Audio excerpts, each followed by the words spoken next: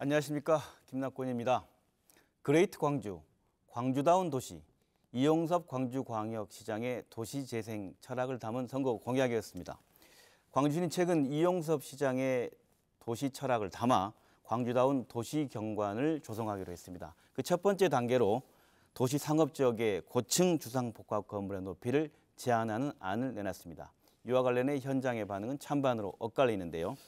도시미관과 주거 환경 개선의 최저간이라는 주장과 상업 기능 약화와 공급 부족으로 아파트 값이 더 오를 수도 있다는 부정적인 의견으로 충돌하고 있습니다. 오늘은 이런 내용을 중심으로 진행하도록 하겠습니다. 함께 하실 분들 소개하겠습니다.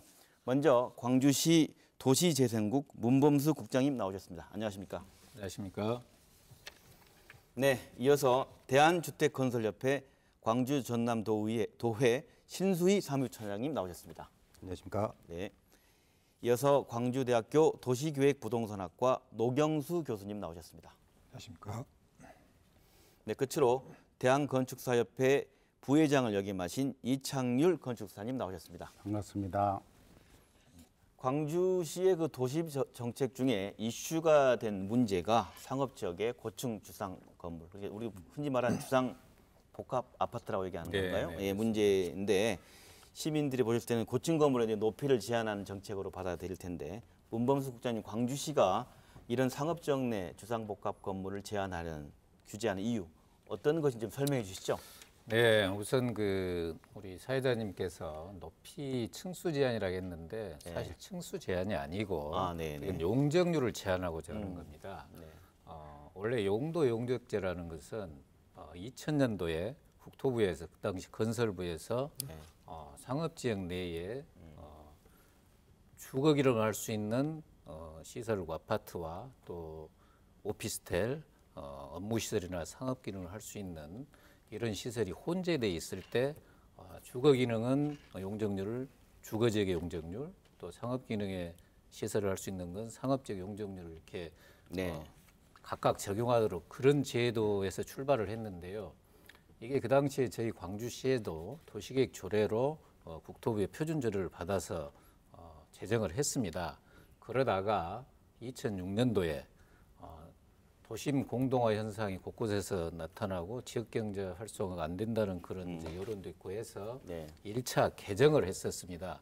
이때 이제 개정을 한 게 원래 이제 상업지역 내 공동주택과 또 일반 피주거시설, 상업시설을 혼재했을 때는 법적으로 공동주택은 90% 미만 범위 내에서 해당 자치단체의 도시계획 조례로 이임돼서 권한을 갖고 있는 상태에서 출발을 했는데 문제는 비주거 오피스텔 10% 이상이 돼야 되는데 사실상 지금 오피스텔이 10%가 된 게 아니라 그 중에서 90%가 다시 주거화됨으로 인해서 사실상은 거의 주거 기능이 거의 97, 8% 차지하는 문제, 이런 문제가 인해서 이제 기존의 상업지역 내에서는 주거지역과 달리 도로라든가 학교라든가 이런 기반시설이 굉장히 취약한 상태입니다. 그런 곳에 이제 사실상 아파트화되는 이런 고층 건물들이 들어섬으로 인해서 주민들의 그 삶의 질이 굉장히 낙후돼 있고 또 여러 가지 민원이 생겨서 이걸 해소하고자 저희 시에서는 상업지역 내 고층 아파트 용적률을 개선하고자 하는 것입니다. 그러니까 쉽게 말씀하셔서 상업지역 내에 있는 고층 아파트가 오히려 더 많이 늘어나고 있는 현실을 보완하기 위해서 제한하려고 하신 거다, 그런 말씀이신가요? 그렇습니다. 첫 번째로 이제 지금 현재 상업지역 내에서 주거 기능이 90% 미만이고 비주거 기능이 10% 이상이 돼 있는데 이 중에 10% 이상의 오피스텔이 들어 있습니다. 오피스텔은 원래 준주택으로 분류되기 때문에 사실상 주거 기능인데 그게 들어 있어서 그걸 이제는 앞으로는 비주거 기능에서 주거 기능 이렇게 전환하기 위한 첫 번째 목적이고요. 두 번째는 2006년도에 용도 용적제 도시계획 조례를 개정하면서 원래는 상업 기능은 아까 말씀대로 상업지역 용적률, 주거 기능은 주거지역 용적률을 산술 평균해서 용적률을 적용을 해야 되는데 그것보다 훨씬 높게 지금 설정이 돼 있어요. 그걸 원래대로 환원하는 것. 마지막으로 세 번째는 현재 상업지역 내 이 주거 복합 건물을 지을 때 주거 기능 90%인데 그 주거 기능을 80% 정도 하고 비주거 기능을 10%에서 20% 올리는 이 세 가지 안을 제시를 하게 된 겁니다. 네네, 이 말씀 들었으니까 우리 노경수 교수님께서도 좀 더 쉽게 이해를 돕기 위해서 한번 말씀을 해주셨으면 좋겠습니다. 예. 이 당초에 이 상업 지역에는 단독주택이 지금도 못 들어갑니다. 상업은 상업을 하라고 돼 있지 네. 주거 기능을 하라고 돼 있는 건 아니거든요. 근데 그걸 계속 하다 보니까 도심이 계속 공정화되는 겁니다. 사람이 없어지고 빠져나가고. 두 번째는 직장만 남다 보니까 직장과 주거 사이 교통거리가 너무 많이 걸리는 겁니다. 그래서 적절한 주거가 상업 기능 속에 들어왔으면 좋겠다 하는 취지에서 이게 만들어졌는데 이제 지금 문제는 뭐냐면 한 17년 하다 보니까 이 주거 기능이 상업 지역을 전체를 찾아버리는 거예요. 예를 들면 거의 100% 주거 기능이 들어와 버리는 거예요. 적절히 한 50대 50. 그다음에 이 주거 기능 중에서 10%를 상업을 하라 했는데 그 상업조차도 10% 상업조차도 오피스를 넣어가지고 주거로 써버리는 그런 현상이 발생하니까 그럴 바에는 왜 상업 지역에 주거 기능을 넣느냐? 차라리 주거 지역으로 용도 지역을 바꿔버려줘야지. 그게 취지에 맞는 거 아니냐 하는 그런 반발이 있고 또 하나는 이 스카이라인이 문제가 되는 겁니다. 광주에 아파트도 많고 그 아파트가 많다는 우려가 있고 거기에다가 또 고층이 되고 있다는 부분에 시민들이 굉장히 지금 불안해하시거든요. 그 무등산 조망권이랄지 인접의 주변에 대해서 그래서 이런 부분에 대해서 여러 가지 대안을 갖고 있는데 첫 번째는 이제 국장님께서 말씀하신 오피스텔의 용도를 업무 상업을 보지 않고 주거로 봐버리자. 아예 그래서 그 업무 기능 상업 기능을 빼버리자. 네. 그런 취지가 아마 가장 강한 것 같습니다. 그래서 그 다음에 두 번째는 지금 주고 있는 용도 용적지 중에 용적률보다 조금 하향하는 것이 어떻겠느냐 하는 그런 크게 두 가지 부분에서 지금 시가 한번 의견을 듣고 하는 게 아닌가 그런 생각을 해봅니다. 네, 일단 말씀 들으셨으니까 우리 두 분 어떤 분이 먼저 말씀해 주실까요? 제가 하겠습니다. 네네. 우선 저 국장님 말씀도 잘 들었고 노 교수님 말씀도 잘 들었습니다. 물론 그 의견 동의가 되는 부분도 없잖아 있긴 있습니다만은 우선 지금 시에서 추진하고 있는 내용이 법에서 허용하는 상업 지역 내의 그 여러 가지 그 용적률이라든지 층수라든지 이런 부분에 규제하고 정해진 허용한 범위 내에서 전혀 맞지 않고 배치된다 하는 이 말씀을 드리고 싶고 지난번 11일 날 광주시청에서 이 문제하고 관련해서 토론회가 있었습니다. 토론회에 참석한 그 패널에 참석한 교수님들도 층수를 제한하고자 하는 것은 근본적인 해법이 아니다 이런 의견들을 주셨는데 광주의 층수 문제를 가지고 자꾸 말씀들 하십니다만은 그 상업지역 내 지금 현재 최고로 건축되고 있는 것이 48층짜리입니다. 이거는 부산이라든지 이런 해운대 같은 데 가보면 얼마나 고층 아파트들이 많지 않습니까? 그리고 비교한 예로 근래에 광주보다도 훨씬 규모가 적은 전라북도 익산에도 49층짜리가 승인이 됐습니다. 이게 지금 제가 표를 가져왔습니다만은 타 지역 도시계획 조례 이렇게 현황을 보면은 그 뭐 조금 잘 안 비칠지 모르겠습니다만은 서울하고 부산의 경우만 상업지역 내에 가로구역별 높이 제한을 일부 두고 있습니다. 그리고 이제 인천도 부평 9만 그리고 나머지는 7대 광역시가 제한을 두지 않고 있거든요. 그리고 여기에 보면 이제 용도 용적지에서 정하고 있는 주택 최대 면적 이것도 지금 서울만 70%로 정해져 있고 70% 미만으로 나머지는 다 90% 미만으로 동일하게 적용을 하고 있습니다. 근데 이것도 강화하겠다 하는 내용이고 또 오피스텔이라는 표현을 쓰시는데 이 준주택 여부도 서울만 제외돼 있고 나머지는 다 포함이 돼 있거든요. 이거는 이제 광주가 가뜩이나 그렇잖아도 저희들이 느끼기에는 법을 어찌 보면은 그 허용하는 범위들을 떠나서 조례라든지 뭐 규칙 이런 그 여러 가지 제도들을 도입하면서 규제가 너무 심하고 강하다 이런 그 불만들이 팽배해 있거든요. 그리고 이거는 중요한 거는 아파트를 지을 만한 땅이 근본적으로 없습니다.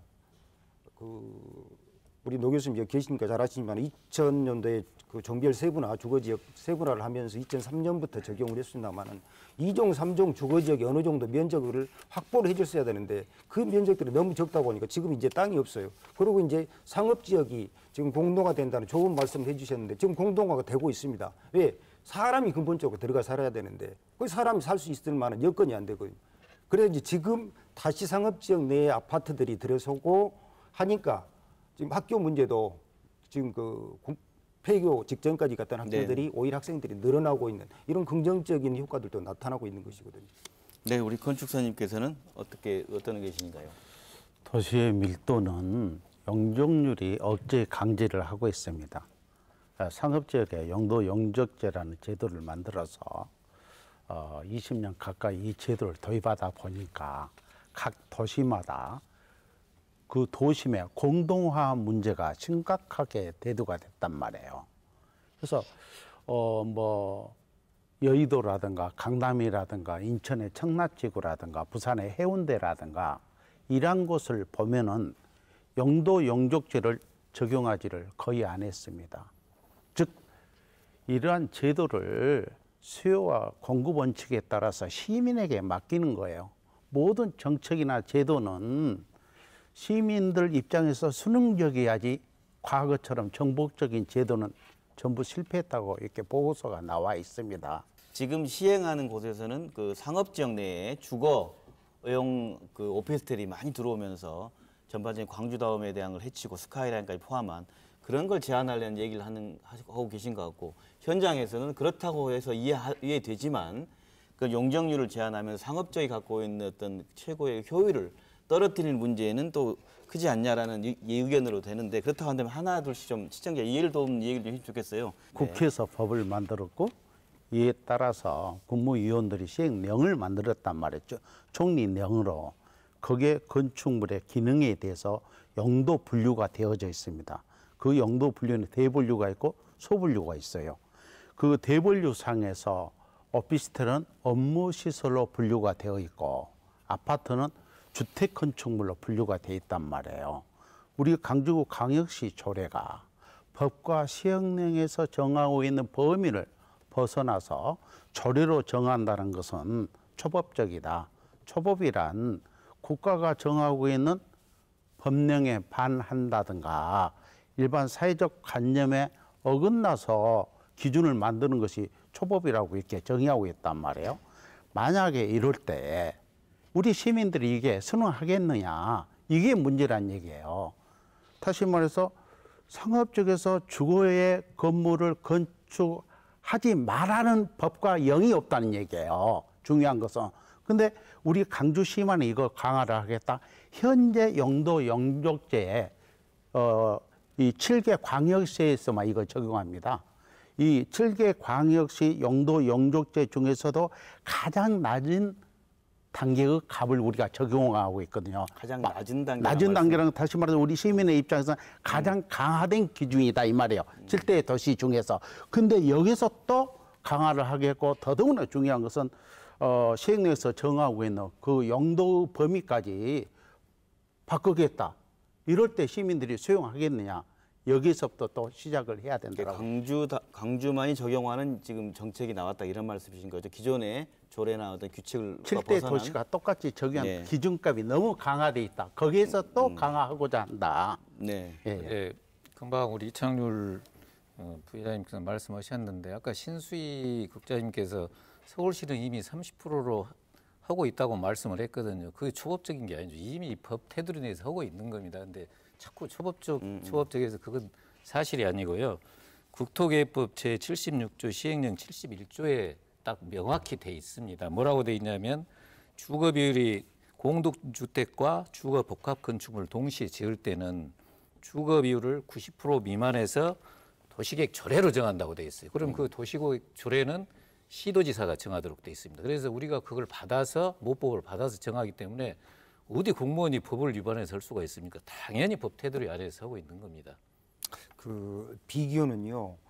이제 그 서울은 이제 그 우리나라 최대의 도시고 인구가 밀집된 그런 그 도시 아닙니까? 그래서 서울하고 광주를 단순 비교하는 것은 맞지 않다 생각을 하고 다른 광역시들하고 비교를 해야 된다고 생각합니다. 그래서 아까 표를 보여드렸는데 다른 광역시들이 현재 주거 비율을 90% 미만으로 동일하게 적용을 하고 있습니다.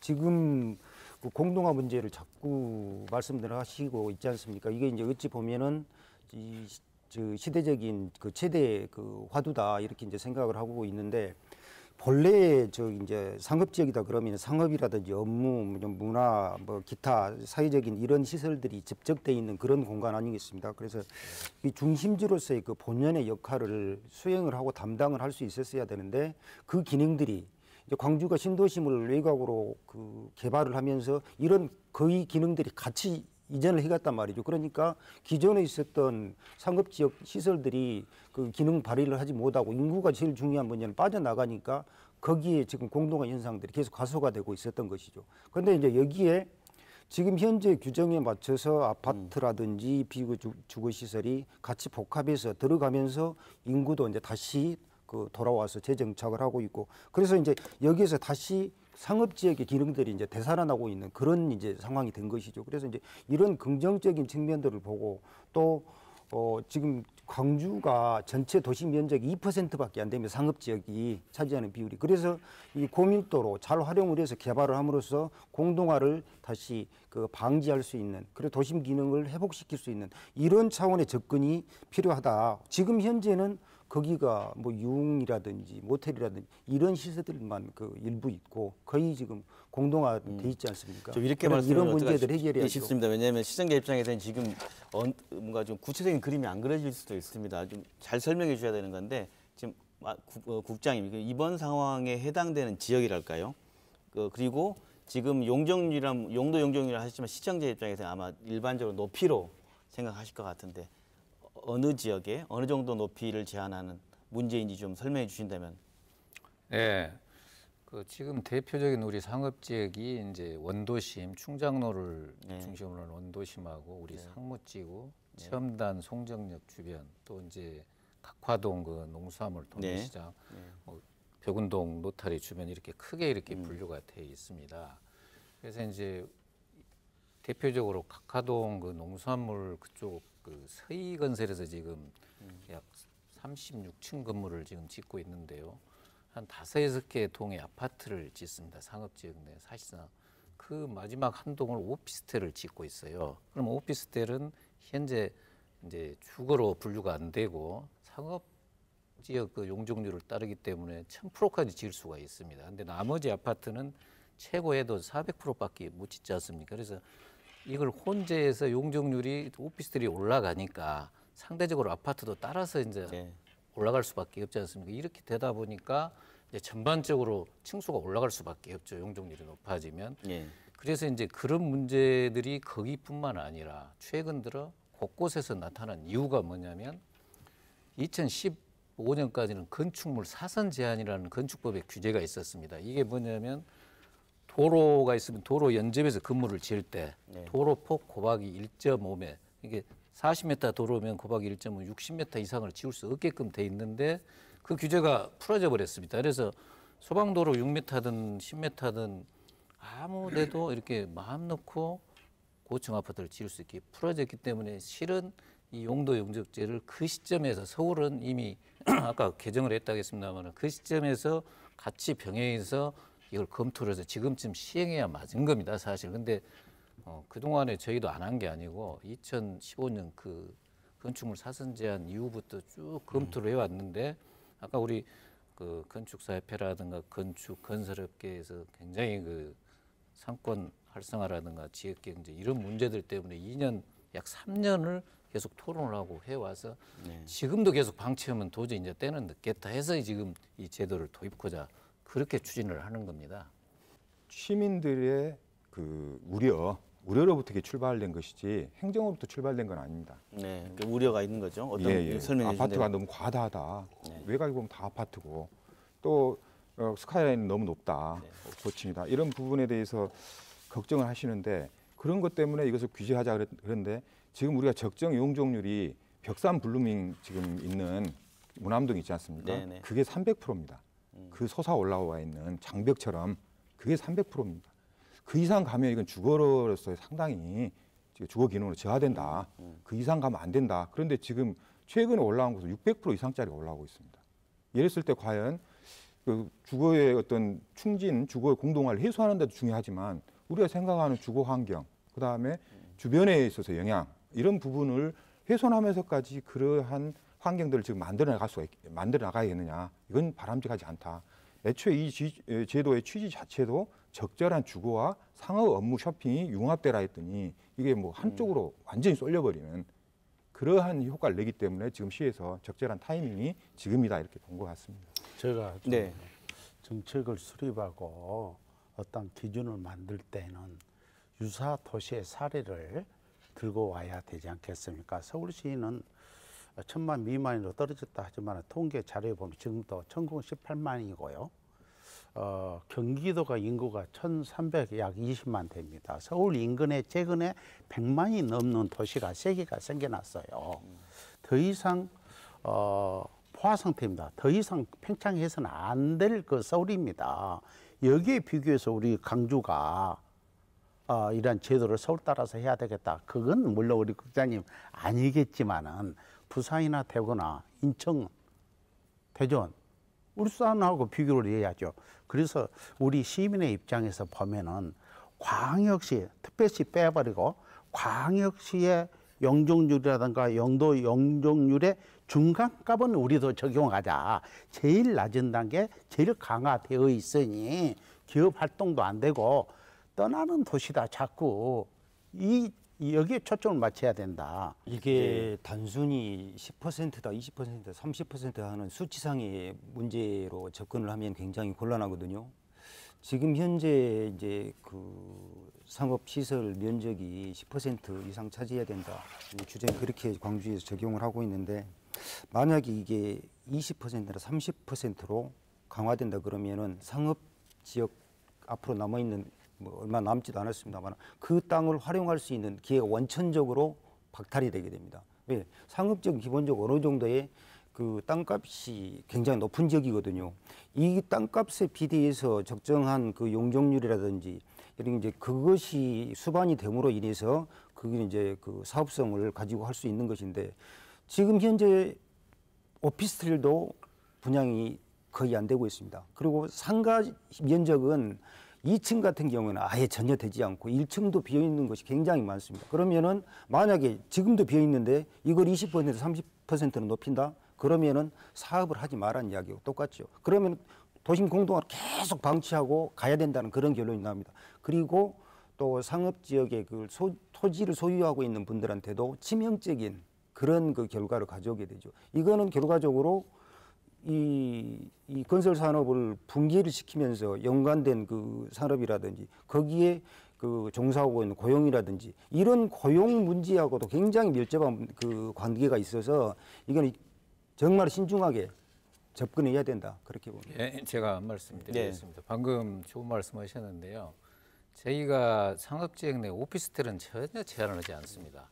지금도 그대로 지을 수 있습니다. 다만 주거 아파트하고 주상복합하고 혼재돼 있을 때를 지금 제한하는 거지 단순히 오피스텔만 지었을 때는 전혀 제한을 하지 않습니다. 다들 아시잖아요. 그리고 아까 우리 말씀하신데 우리 광주가 주택 보급률이 104.5%입니다. 그리고 아파트 비율은 전국에서 64.7%로 대전이 그다음 2위인데 54.1%, 7.6%는 아파트가 많은 지역입니다. 저희가. 그런데 상업 지역까지 아파트를 짓게 된다면 네. 거의 폭발할 지경이고 앞으로 우리가 지금 군공항 이전이라든가 도시공원 일몰제라든가 또 지역조합주택 재개발 재건축하면 앞으로 3, 4년 내에 12만 5천 호가 계획이 돼 있어요. 그게 만약에 합쳐진다면 주택 보급률이 125%를 상회하는 이렇게 엄청난 그 아파트 천국으로 변할 수가 있기 때문에 상업지역 내에는 상업지역 업무시설, 상업기능 본래의 시설을 짓자고 그렇게 하자는 거지 절대 그 오피스텔 기능을 우리가 뭐 제한하고 이런 건 전혀 아니다는 걸 좀 알아주셨으면 합니다. 물론 그렇죠. 오피스텔만 건축하는 것하고 상업지역 내에 같이 혼재시키는 것하고는 그 서로 그 오해가 있어서는 안 되는 문제예요. 저희도 그거는 그렇게 생각을 하고 있습니다. 지금 혼재돼 있는 그 문제를 가지고 토론하는 거 아닙니까? 제가 잠깐 네. 그 이창호 소장님께서 타 시도에 말씀하시는데 당초에 그 80년대는 전국 일률적으로 정해졌습니다. 그런데 전국 일률적으로 정하지 않고 국토부에서 일정 이하에서 지자체에서 알아서 결정해라 그렇게 이야기했거든요. 그 핵심이 뭐냐면 그 도시의 특성에 맞게 결정하라고 그랬습니다.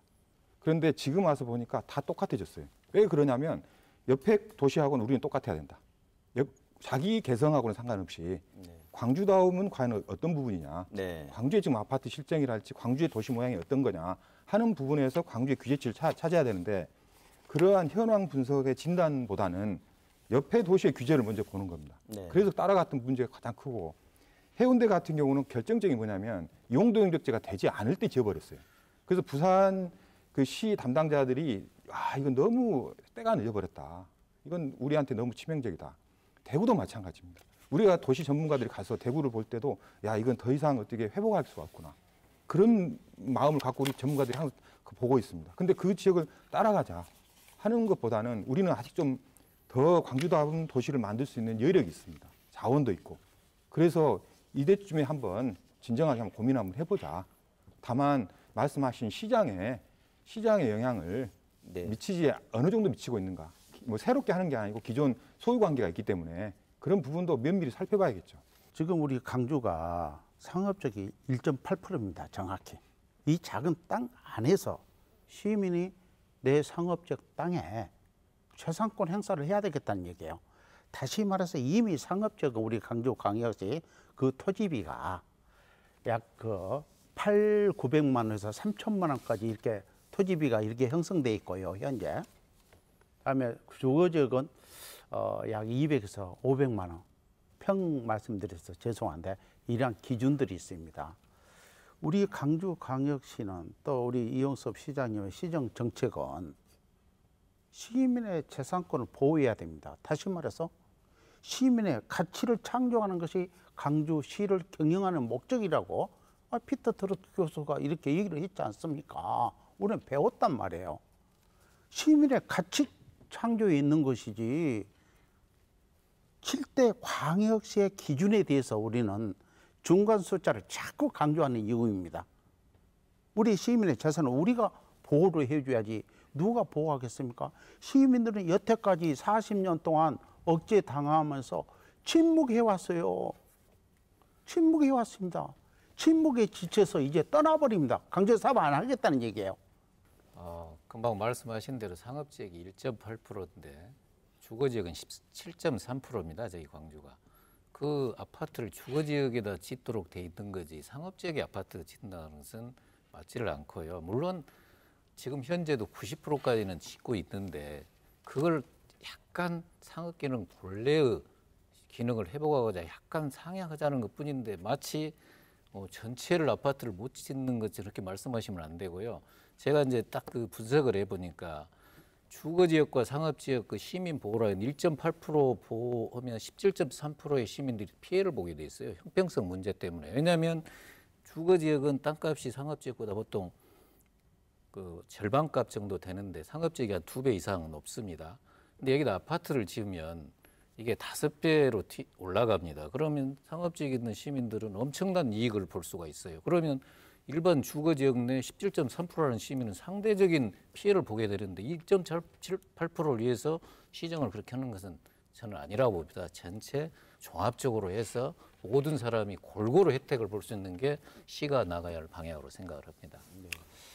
그 부분에 대해서요. 지금 아까도 말씀드렸는데 지금 아까 주택 보급률 이야기가 나와서 말씀드립니다. 주택 보급률이 104%가 넘었다고 그럽니다만은 104.5%. 예, 여기에 이제 그 폐가라든지 공가 비율도 지속적으로 늘고 있습니다. 여기 또 그리고 외국인 가구는 제외돼 있어요. 통계에서 또 원룸이라든지 다가구 주택들이 지금 꾸준히 공급되고 있는데 이런 부분들도 전체 가구 수하고 그 인구 주택 보급률을 추계하는 데 있어서는 그 하나로만 해당이 되는 것이고, 근데 가구 수는 많죠. 그 도시 정비 사업, 즉 재개발이나 재건축을 통해서 꾸준히 이주 수요가 발생이 되고 있습니다. 자, 그러면 이걸 어떻게 감당을 해낼 것이냐? 그래서 지속적인 또 공급이 돼야 되거든요. 근데 이제 공급을 할 만한 여력이 없다는 이야기예요. 광주에 주거 지역의 땅들이 거의 소진되고 없으니까.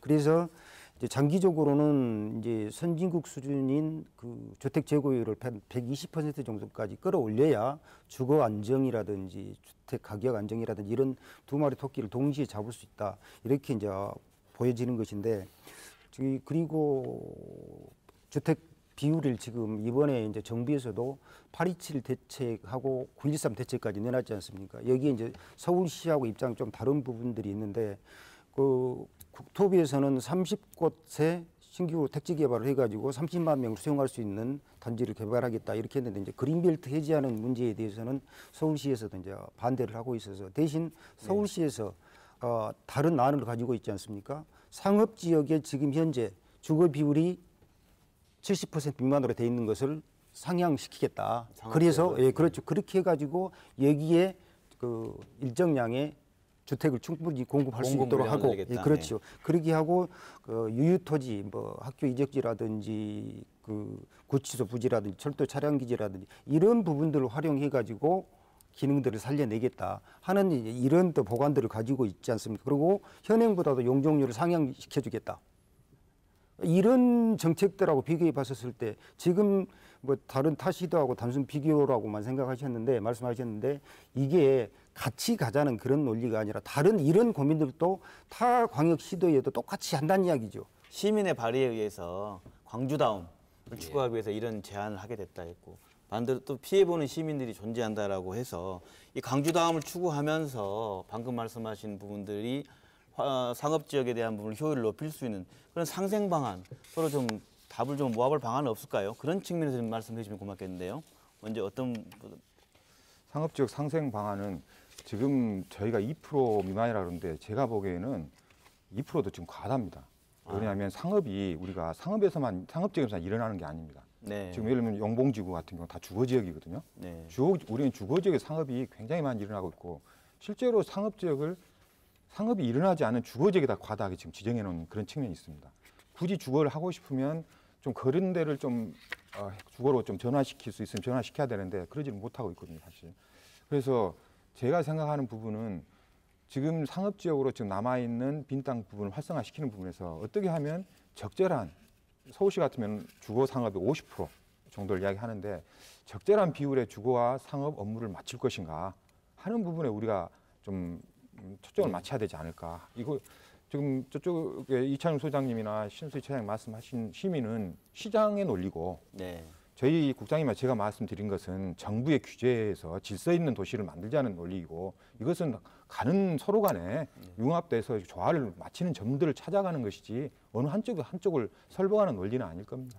이 주택 정책이라는 게 현재 상업지역 내 분양이 잘 되고 사업성이 있다 그래서 당장 1, 2년 내에 많은 아파트를 지으면 이제 공급이 초과돼서 5년 내지 10년 후에는 더 많은 문제점이 초래될 것이 명확한 사실입니다. 그래서 아까도 제가 말씀드렸지만 앞으로 아파트를 지어야 될 민간공원, 군공항 이전, 재개발 재건축 엄청나게 있는 상황에서 당장 좀 어렵다고, 좀 힘들다고 상업지역 내 이 문제를 그대로 가면서 아파트를 많이 짓는다면 불과 5년 내지 10년 안에 더 큰 문제가 초래될 거다. 그래서 우리 시에서는 그걸 미리 예방하기 위해서 반드시 이 제도는 도입이 돼야 된다. 그렇게 지금 생각을 하고 있습니다. 예. 네. 지금 현재 그 보급률하고 관련된 문제에서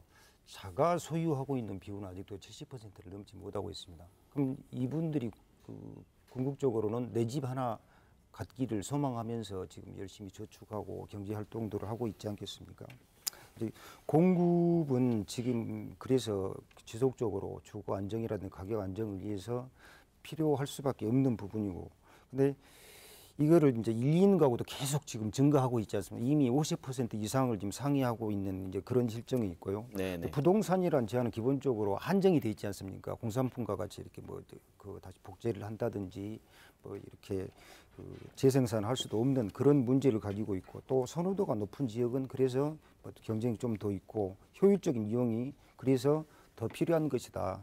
이렇게 이제 저희들은 그렇게 생각을 하고 있는 거고, 몇 년 더 있다가 이 내용들을 주거 이제 안정을 할 수 있는 그런 여건들하고 같이 복합적으로 가면은 된다라는 그런 의견들도 있으신 것 같은데, 이게 부동산이라는 건 심리적인 요인이 굉장히 민감하게 작용을 합니다.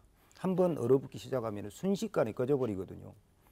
어느 정도 불씨는 남겨놓고 가야 이제 그 경제의 한 축도 살리면서 이제 그렇게 갈 수 있다 저는 생각을 하는데 그래서 뭐 가치 중립적이다는 그런 말들도 하지 않습니까? 그래서 어디에다 가치를 더 줄 것인가 하는 이제 그런 문제도 생각을 해봐야 되는데 이제 도시 디자인이라든지 경관이라든지 여러 가지 환경적인 그런 문제도 우리가 소중하게 생각하고 같이 그 연구하고 이제 발전시켜 나가야 될 부분이지만은 고용이라든지 경제라는 부분이 또 강화되거나 이렇게 소홀히 그 취급되어서는 절대적으로 안 되겠다 하는 그런 말씀을 드립니다. 그리고 현재 네네.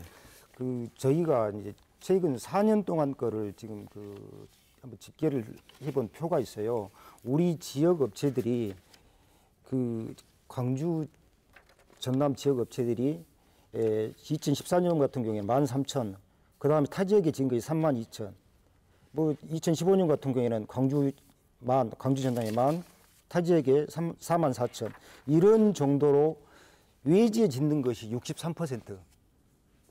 우리 지역 업체들이 이 지역에 짓는 것이 37%.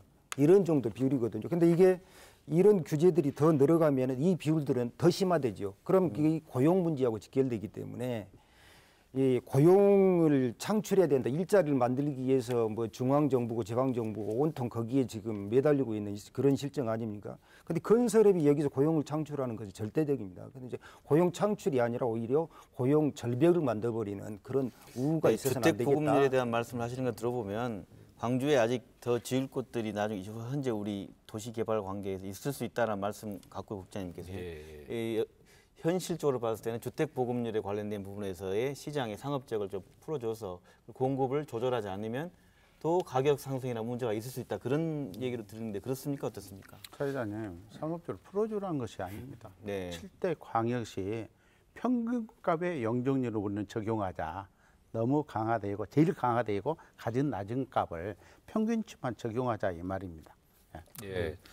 그 아까 자꾸 7대 광역시는 이제 서울시는 이미 30% 제한을 했고요. 나머지 이제 광역시들은 대구라든가 대전이 지금 저희가 준비하고 있는 거하고 똑같이 하고 있습니다. 실제 그 지역들도 안 하고 있는 게 아니에요. 다만 저희보다는 지금 아까 제가 말씀드린 대로 주택 보급률이라든가 아파트 비율이 엄청나게 1등이기 때문에 저희가 더 급해서 먼저 하고 있는 거지 다 특광역시가 안 하고 있는 게 아닙니다. 바로 그분들도 거기서도 하고 있고요. 네. 그다음에 이제 자꾸 그 우리가 그 상업지역 1.8% 내에서 뭐 건설 경기가 다운된다, 뭐 안 된다 그러는데 우리 그 주거 지역 내 아파트 지을 수 있는 땅들이 지금 현재도 엄청나게 많이 있고요. 앞으로도 이 도시공항, 군공항 이전이라든가 도시공원 일몰제 당장 그 뉴스를 봐서 아시겠지만 재개발, 재건축 엄청나게 많은 수요, 12만 5천 세대라는 이렇게 많은 수요가 지금 우리 앞에 불과 2, 3년 내에 저희들을 기다리고 있어요. 그래서 그런 수요, 건설 경기에 대해서는 전혀 이 상업지역 조그마한 1.8% 가지고 걱정할 게 전혀 안 된다. 그렇게 말씀을 드리고 싶습니다. 반대로 제가 한 말씀 더 드릴게요. 경기도가 지금 1,320만이에요. 호남 지역의 사람들이 30%입니다. 특히 인천은요. 우리가 주거지역의 300%의 영존율을 1종, 2종, 3종 종 세분화할 때 우리가 150, 200, 250으로 시작할 때 1종, 2종, 3종을 인천은 200, 250, 300으로 시작했고 경기도의 모든 시도 지자체는 가장 높은 값을 지금도 적용하고 있습니다. 그래서 인구가 오늘 갑자기 1,300만이 넘어가고 부산이 지금 3,500만에서 멈춰 있고 대구가 250만인데 인천이 지금 310만이로 최근 한 10년 동안 이렇게 인구가 늘어나 있습니다. 이것은 인천에 사는 사람들의 재산의 가치를 그 시가 인정했기 때문에 도시가 이렇게 발전하고 있고 모여들고 있다. 강주를 더 이상 먹고 살 만한 거리가 없어서 떠나가는 도시, 이건 안 되겠다. 그러면 떠나가는 도시, GDP가 항상 꼴찌인데 이걸 어느 사업에서 어느 기업인이 이걸 높여줄 것인가? 우리 그 행정이라든가 우리나라의 그 5천만 인구 중에서 경제인을 4천만 명이라고 그래요. 노조가 활성화되어 있고 건강한 월급 받는 분이 2천만 명이고 기업하는 사람들이 2천만 명이거든요. 2천만 명의 기업하는 사람들, 중소기업, 소상공인까지 포함해서 열심히 기업을 위해서 2천만 명을 월급 주는 거예요. 이런 기능들이 붕괴되고 있다는 얘기예요. 중요한 것은. 그래서 떠나지 아니하고 다시 모여드는 도시, 살만한 가치가 있는 도시, 이 문제를 우리 이영섭 시장도 그 시장인데 이러한 문제를 어떻게 해결할 것인가, 여기에 대해서 더욱 고민해야 된다. 네, 알겠습니다. 제가 한 말. 네, 말씀해 주세요. 지금 아파트 공급을 늘려서 이주민을 끌어들인다 하는 것은 참 난센스 아니겠습니까? 수요가 있어야 아파트를 짓는 것이고, 그러려면은 외부의 생산, 제조업, 또 4차 산업혁명 이런 새로운 산업들이 들어와야 도시가 크는 것이지, 아파트를 막 지어갖고 사람들이 들어올 수 있다. 지금 우리 도시가 공동화된 게 그런 거 아니겠어요? 생산성이 있어야 도시가 성장한다. 수도권은 그거 있었기 때문에 성장을 했고, 근데 광주에도 무조건 해라 하는 건 아닌 것 같고, 그래서 지금 국장님께서 말씀하신 것처럼 광주가 예비하고 있는 물량이 10만 호가 넘습니다. 지금 이 10만 호가 넘는데 광주시가 계속, 광주시의 주택 사정이 지금 그 아파트 가격이 올라가고 있어요. 그것은 제가 보기에는 공급이 부족해서 아파트 가격이 올라가면 상업지역을 더 넓혀주고 더 용적률을 더 줄 수도 있어요. 그렇지만은 지금의 광주의 아파트 수가의 시장은 수요를 관리할 때지 공급을 낼 때가 아니다. 이런 부분에 지금 시장에 대한 분석이기 때문에 지금 상태에서 상업지역에 대한 이런 통제, 이런 부분은 아파트 가격하고도 문제 있는 것이다. 저는 그렇게 보고 있습니다. 중요한 것은요, 사회주의 다 폭망했습니다. 시장에다 맡기란 얘기예요. 이거 시장에다 아파트를 더 짓고 못 짓고 이 논란이 아니에요. 시장에다 맡기면 되는 거예요. 시장에 맡기니까 30-40년 전에는 뭐 지금 LH 옛날에 주공 아파트가 민간 아파트보다 훨씬 고급으로 지었어요. 지금은요, 민간 그 아파트가 수요자가 원하는 만큼 아주 잘 짓고 있습니다. 수요자가 원하기 때문에 7대 광역시 평균 기준값만 우리는 적용하자는 거예요. 아파트 더 짓고 적게 짓고 이거 중요한 거 아닙니다. 예. 우리 이창률 부회장님 그 시장에 맡기면 된다. 물론 이 주택 정책이 1-2년에 끝난다면 그렇게 말할 수도 있어요. 근데 이제 아파트를 대규모로 지은 그 건설 업계에서 상업지역 내 아파트 짓고 1-2년 후에 떠나면 거기에 사는 사람들, 시민들의 삶의 질이 굉장히 안 좋아지고 도로라든가 학교 문제 여러 가지 문제들이 발생을 한 거는 결국 시민의 세금으로 또 떠안게 됩니다. 그러면 시청에서는, 행정에서는 그걸 미리 예방하고 멀리 바라보고 행정을 해야지, 당장 1-2년을 위해서 시장에 맡겨놓고 나중에 문제가 생기면 그 아파트를 다 뜯어낼 겁니까? 30년, 50년 그 미래를 바라보고 지은 아파트를. 그래서 시에서는 전반적인 상황, 상업지역 내 아파트 문제, 또 주거지역 내 아파트, 단독주택 문제, 이런 주거 공급 전반적인 거를 생각하고 행정을 해야지 특정 지역에 대해서만, 또 특정 건설이나 이런 업계를 위해서만 할 수는 없는 거 아니겠습니까? 그래서 종합적으로 전반적으로 검토하는 측면에서 이 안을 제시하게 된 겁니다. 이론 좋다니까. 우리 국장님 아주 최고 짱이요. 이 보고서는. 중요한 것은 50년 동안에요, 우리나라 부동산 정책, 주택 정책 50년 동안에요, 한 200개 이상이 발표됐는데 성공한 사례가 하나도 없다. 이렇게 최근에 결론이 나왔고요. 최근에 나오는 많은 정책들도 이걸 입증하는 방법은요, 주택값, 토지값, 아파트값 한번 이렇게 상승했는데 그 많은 정책들이 억제를 해가지고 아파트 가격이 다운된 적이 한 번도 없어요. 바로 잡은 적이 없어요. 하니 10년 전에 국가건축정책위원회가 만들어져 있습니다. 그 위원들이 약 30명인데 반절은 현 장관들입니다. 네, 좀 짧게 정리해 주시죠. 예, 네. 건축계 원로들이 반절 30명인데 거기서 나온 얘기로 결론 맺겠습니다. 모든 전략과 정책은 국민이 원하는 것을 따라가는 것이 정책이다. 이런 결론이 나왔습니다.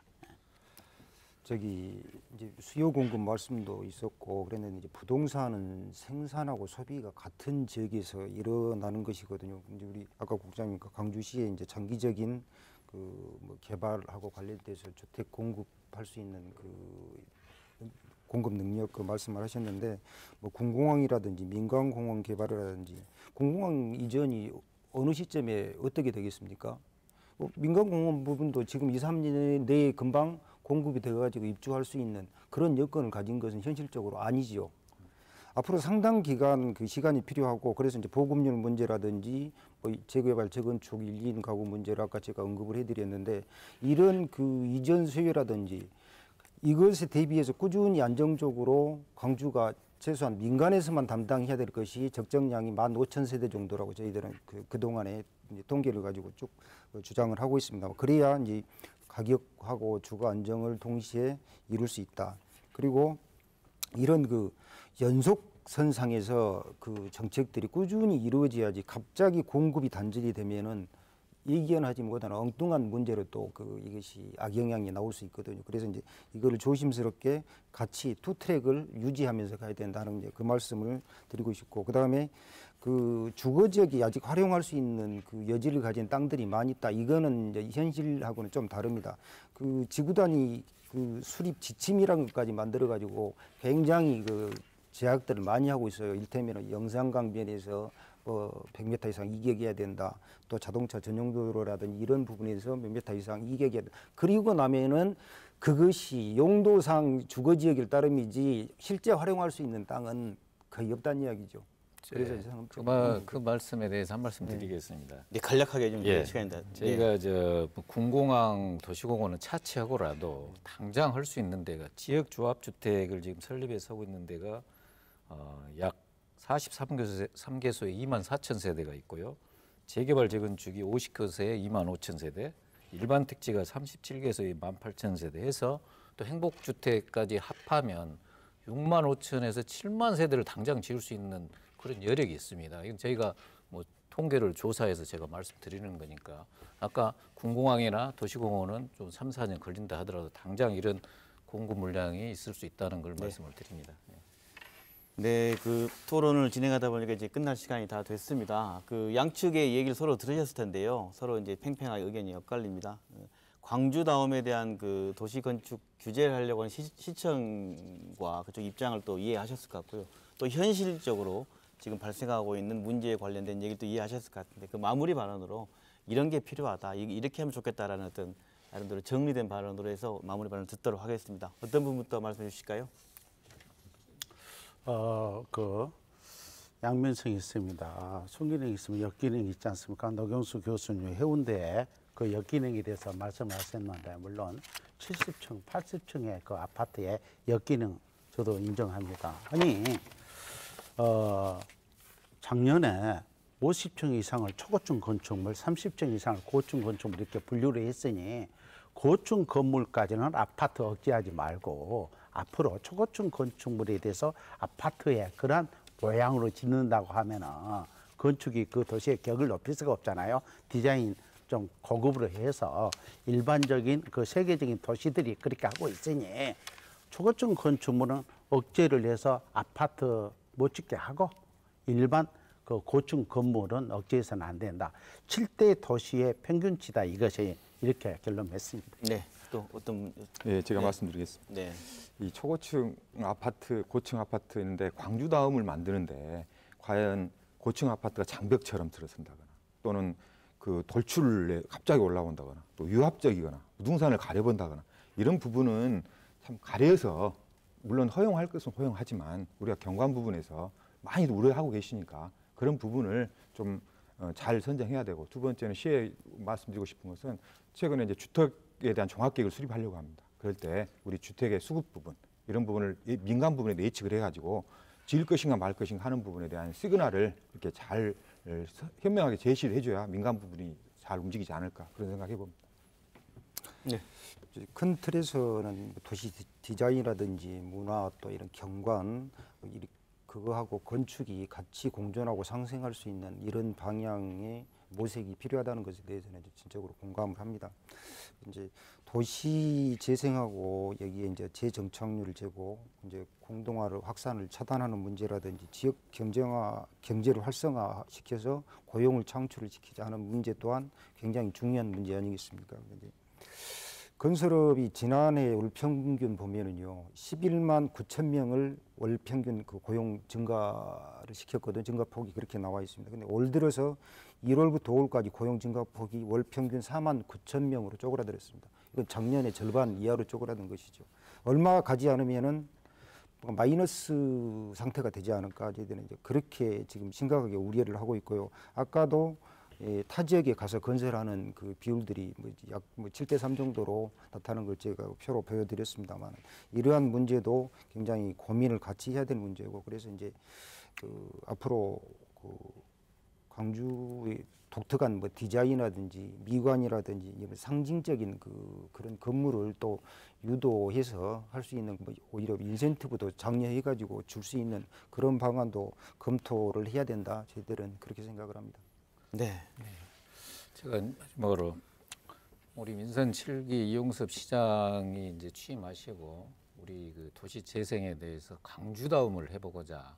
그래서 광주다움이란 건 뭐냐? 광주만의 고유하고 유일하고 독특한 거를 발굴해서 시 전역에 확산시켜서 상품화 브랜드와 산업화하자. 결국 말하자면 일자리 창출과 지역경제 활성화를 큰 기치로 내걸고 있습니다. 그런 차원에서 저는 지난 7월 25일 날 도시재생국장으로 발령받은 이후에 여기 뭐 책자를 하나 가지고 왔습니다만은 총 8가지 도시계획 정책, 도시재생 정책 또 여러 가지 그 광주다운 아트폴리스 추진 또 디자인 도시 이런 면면을 기반을 다져진 시장님 방침을 받고 이렇게 해서 네. 실행 단계에 와 있습니다. 이렇게 되면 저희 그 시 행정만 하는 게 아니고 또 지역경제, 건설업계, 시민들 모든 삶의 질까지 종합해서 이렇게 추진해 나가겠다는 것을 말씀을 드립니다.